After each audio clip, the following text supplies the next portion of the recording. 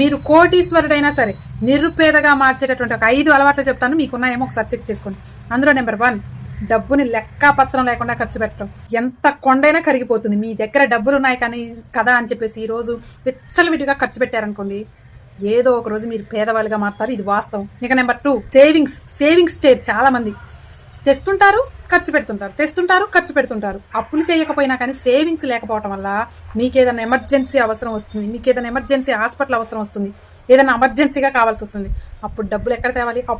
అప్పులు తెస్తే ఆ అప్పులు కట్టుకుంటూనే జీవితాంతం కూడా మీరు నిరుపేదగానే మారాల్సి వస్తుంది. ఇక నెంబర్ 3, ఎచ్చులకు పోయి డబ్బులు అప్పు తెచ్చి మరీ వస్తువులు కొంటూ ఉంటారు కొంతమంది. వాళ్ళకుంది వీళ్ళకుంది అని ప్రెస్టేజ్కి పోయి డబ్బులు లేకపోయినా కానీ డబ్బులు అప్పు తెచ్చి మరీ వస్తువులు కొంటూ ఉంటారు. ఈ ఈఎంఐలు కట్టడంతోనే మీ లైఫ్ అంతా అయిపోతూ ఉంటుంది. మీరు నిరుపేదగానే ఉంటూ ఏడుస్తూ ఉంటారు. ఇక నెంబర్ 4, మీ ఆరోగ్యాన్ని కాపాడుకోలేకపోవటం. మీరు ఈ డబ్బు సంపాదనలో, ఈ ఉరుకులు పరుగుల్లో మీ ఆరోగ్యం సరిగ్గా చూసుకోలేదనుకోండి, మీరు వెళ్ళేటువంటి పని దగ్గర కానివ్వండి, మీరు చేసేటటువంటి జాబ్ దగ్గర వల్ల కానివ్వండి, మీరు లీవులు పెట్టాల్సి వస్తుంది. మీ ఆరోగ్యం చాలా ఖరాబ్ అవుతుంది. మీరు సంపాదించిన ఆస్తి మొత్తం కూడా లక్షల్లో ఖర్చు పెట్టాల్సి వస్తుంది హాస్పిటల్కి. అప్పుడు మీరు పేదవారిగా మారాల్సి వస్తుంది.